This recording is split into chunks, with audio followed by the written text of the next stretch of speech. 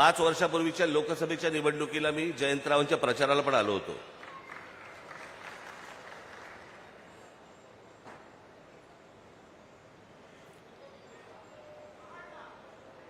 राजकीय पक्ष असतात, निवडणुका होतात, निवडणुका लढवल्या जातात, सगळ्या गोष्टी असतात. पण आजचा प्रमुख जो महाराष्ट्रामधला मुद्दा आहे आणि खास करून तो रायगड जिल्ह्याचा जो मुद्दा आहे, तो मला असं वाटतं तुम्ही सर्वांनी समजून घेणं गरजेचं आहे, पक्षाचा विचार न करता.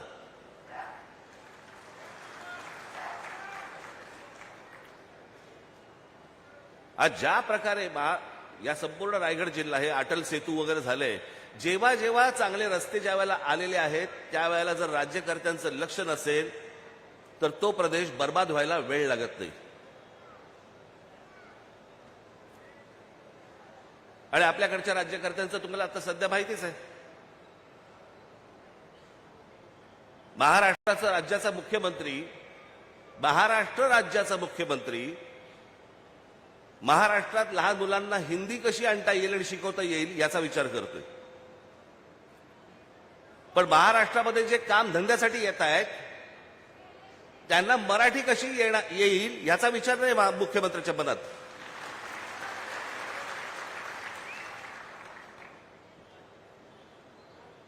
महाराष्ट्रामधला मराठी माणूस, महाराष्ट्रामधला भूमिपुत्र याचा विचारच नाही.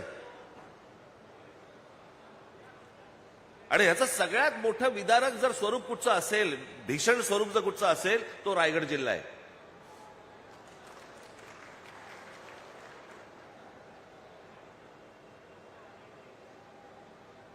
आज या रायगड जिल्ह्यामधल्या अनेक शेतकऱ्यांच्या जमिनी चालल्या आहेत. कुठे चालल्या आहेत, काय चालल्या आहेत? जमिनीचे व्यवहार करणारे पण आपलेच, कुंपणच शेत खात आहे.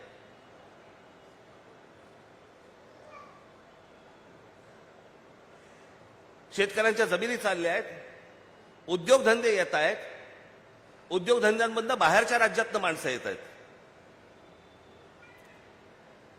मी आज ज्या व्यासपीठावरती आलेलो आहे त्या पक्षाचं नाव आहे शेतकरी कामगार पक्ष. म्हणजे एका बाजूला शेतकरीही बर्बाद होतोय आणि दुसऱ्या बाजूला उद्योग जे येत आहेत त्याच्यामध्ये मराठी कामगार भरती होत नाहीये, बाहेरच्या राज्यातले लोक होत आहेत. शेतकरी कामगार पक्ष मग काय उपयोग? या रायगड जिल्ह्याची जबाबदारी जयंतराव तुम्ही हातामध्ये घेतली पाहिजेत. आणि जो शेतकरी आहे तो बर्बाद होणार नाही.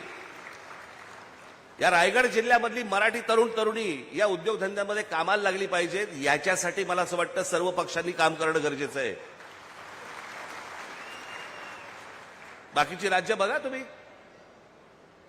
मी ह्या हिंदीच्या प्रश्नावरती पण बोललो होतो. मी तेव्हा माझ्याकडे आले होते ना जेव्हा ते शिक्षण मंत्री भुसे, त्यालाही मी म्हटलं होतं, मी म्हटलं गुजरातमध्ये आहे का हो? या देशाचे पंतप्रधान आणि या देशाचे गृहमंत्री हे दोघेही गुजरातचे आहेत. अमित शहा एका त्यांच्या इंटरव्ह्यूमध्ये बोलले होते, त्यांना प्रश्न विचारला भाषावादावरती, तर ते बोलले पहिल्यांदा तुम्हाला सांगतो म्हणे मी काही स्वतः हिंदी भाषिक नाही, मी गुजराती आहे. देशाचा गृहमंत्री स्वतः ठणकावून सांगतो की नाही मी हिंदी भाषिक नाही, मी गुजराती आहे.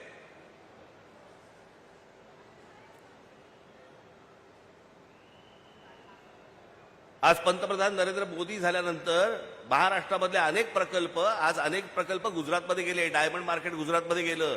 प्रत्येक माणसाला आपल्या राज्याबद्दल प्रेम असतं. आम्ही बोलले की संकुचित कसे होतो?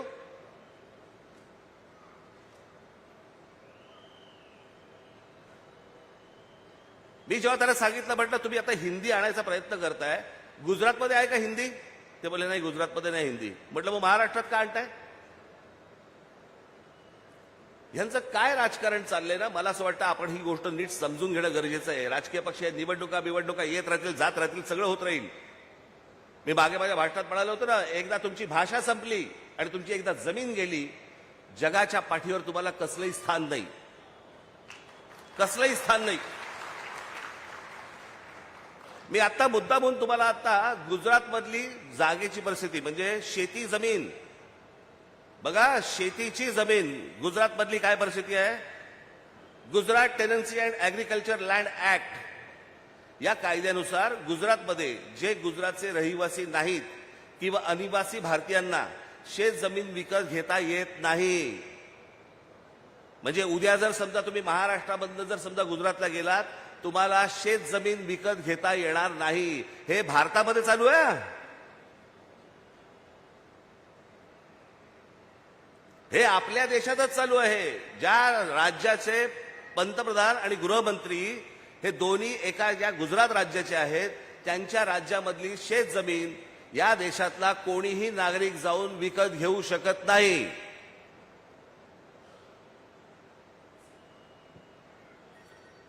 समजा ती विकत घ्यायची असेल तर फेमा नावाचा कायदा आहे, त्याच्या अंतर्गत रिझर्व्ह बँकेकडनं विशेष परवानगी घ्यावी लागते.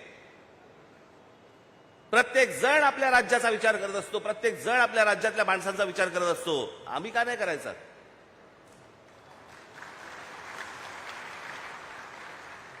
आज आमच्याकडे इथे रायगड जिल्ह्यामध्ये कोण जमिनी घेतंय, कोण येतंय, कोण राहतंय, काय चाललंय माहिती नाही. ठाणे जिल्ह्यामध्ये आमच्या कोण येतंय, कोण राहतंय, कोण जमिनी विकत घेते माहिती नाही. जवळपास उत्तरेमधले अनेक असे धनदांडगे आहेत की ज्यांनी आज महाराष्ट्रामध्ये, कोकणामध्ये, खास करून रायगडमध्ये, रत्नागिरीमध्ये, सिंधुदुर्गामध्ये जमिनीच्या जमिनी घेऊन ठेवलेल्या आहेत. आमचेच लोक विकतायत. आमच्या लोकांना एवढंही कळत नाहीये की ह्यातनं आम्हीच संपणार आहोत.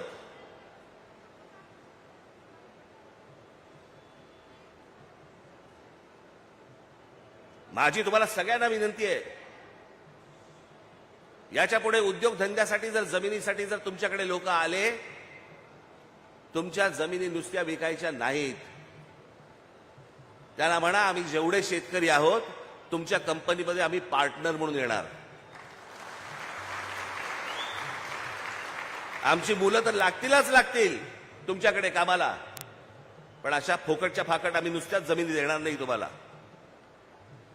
आज या गोष्टी जर नाही वाचवल्या आपण, आपल्या हातात काहीही राहणार नाही. उद्या याच ठिकाणी, याच रायगडमध्ये अमराठी नगरसेवक निवडून येतील, अमराठी आमदार निवडून येतील, अमराठी खासदार निवडून येतील. मी जो त्या दिवशी माझ्या एका सभेमध्ये मी सांगितलं ना की हा धोका सगळा अख्खा ठाणे जिल्ह्याला विळखा पडलेला आहे.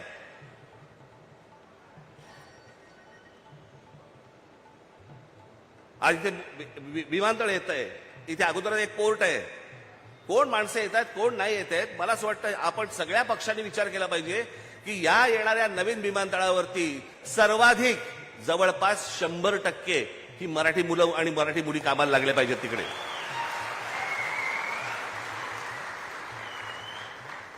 बाहेरून कोणीतरी उद्योगपती येणार, तुमच्याकडच्या जमिनी घेणार, तुमच्याकडचे धंदे घेणार आणि वाटेल तो थैमान घालणार.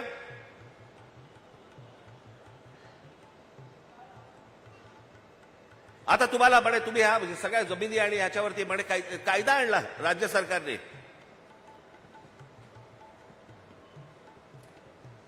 तुम्ही कोण आहात? तर अर्बन नक्षल आहात. शहरामध्ये राहणारे नक्षल.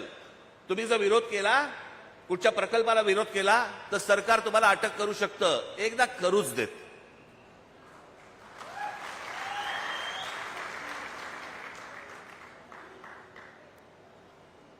या महाराष्ट्रामध्ये मराठी माणसाच्या थडग्यावरती उद्योग नाही उभे राहणार. उद्योग आणायचे असतील तर मराठी माणसाचा मान सन्मान राखूनच तुम्हाला उद्योग आणावे लागतील, त्याशिवाय तुम्हाला आणता येणार नाहीत. कोण कुठे येतोय काही पत्ताच लागत नाहीये. कुठून रस्ता, म्हणजे या संपूर्ण राज्यामध्ये कोणत्या प्रकारची प्रगती होते, कुठून रस्ते निघणार आहेत, काय निघणार आहेत, फक्त मंत्र्यांना माहिती. का? तेच ठरवणार आणि रस्ता व्हायच्या अगोदर तेच जमिनी घेणार आणि मग या सगळ्या उद्योगपतींशी व्यवहार करणार आणि मग सगळे गब्बर होणार आणि मग निवडणुकीच्या तोंडावरती विषय गेला बाजूला, विचार गेला बाजूला, फक्त तोंडावर तुमच्या पैसे फेकून मारणार आणि तुमच्याकडनं मतं घेणार. एवढा एकमेव उद्योग महाराष्ट्रात सुरू आहे. कोणी त्याच्या खोलात जाऊन बघायला तयार नाही, कोणी त्याच्या खोलात जाऊन विचार करायला तयार नाही की ह्याच्या पुढे काय होणार आपलं. थोडक्यात जमिनी विकायच्या, तुमच्याकडे काहीतरी चिटूर पिटूर काहीतरी येणार आणि मग ते पैसे आले की मग ते पण काढायला मोकळेच आहेत. सर्वाधिक डान्स बार हे रायगड जिल्ह्यामध्ये बंद झाले होते ना हो. मग अनधिकृतरित्या एवढे डान्स बार हे सगळे रायगड जिल्ह्यामध्ये, तेही कोणाचे? तेही मराठी लोकांचे. म्हणजे इथून पिळला गेलात की डान्स बारच्या नादीला लावून तिकडून पिळून घ्यायचं. अहो, रायगड जिल्हा आहे ना हो.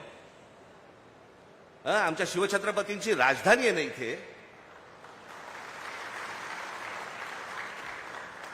कल्याणच्या सुभेदाराची खडा नारळाने ओटी भरून परत पाठवणी करणारा आमचा राजा, त्याची राजधानी इथे असताना त्या रायगडमध्ये डान्स बार सुरू आहेत. तुम्हाला पूर्ण भरकटवून टाकायचं. तुमचं मूळ विषयांकडे लक्षच नाही गेलं पाहिजे. वेगळेच विषय आणायचे. आता कालच माझ्याकडे कोणीतरी आणलं की आता काहीतरी महाराष्ट्र राज्य स्वतः गुजराती साहित्य संमेलन भरवतोय म्हणे. भरवू देत. व्यापाराच्या चोपड्यांमधनं, पुस्तकाच्या चोपड्यांमध्ये लक्ष गेलं तर जास्ती बरं. पण हे काय चालू आहे? हे नुसतं गुजराती माणसाबद्दलचं प्रेम नाहीये. मराठी माणसाची आणि गुजराती माणसाची लागावी, इथे भांडणं व्हावी, त्यातनं आपण मतं कशी काढू शकतो, काय काय करता येईल, ह्याच्यासाठीचे उद्योग आहेत. दुसरं काही नाहीये. त्याला वाटलं होतं की लगेच राज ठाकरे आणि बाकी सगळे संजय राऊत आम्ही सगळेजण रिॲक्ट होऊ त्याच्यावरती. होणार नाही. आम्हाला जे पाहिजे तेच आम्ही करू. तुम्हाला जे पाहिजे ते आम्ही करणार नाही. बिलकुल करणार नाही. ज्या वेळेला समजेल की तुमच्या कृतीतनं महाराष्ट्राला नख लागतंय, त्यावेळेला अंगावरतीच येऊ.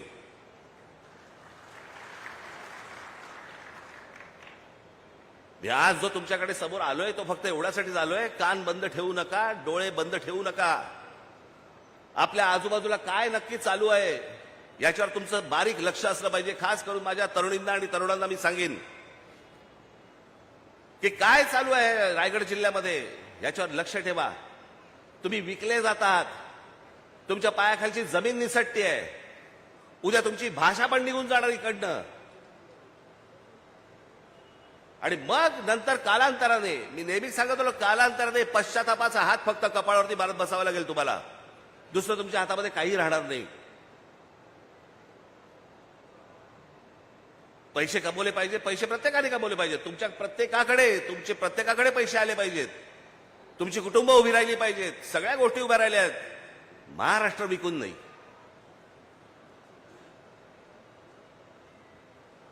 आज बाहेरच्या राज्यांमध्ये आपल्याबद्दलची काय बोलले जातं माहितीये? अत्यंत लाज वाटते मला. लाज. हे कोण आहेत लोक म्हणे? परचेसेबल कम्युनिटी. विकत येणारी माणसं, विकत घेता येणारी माणसं. ही आपली प्रतिमा आहे.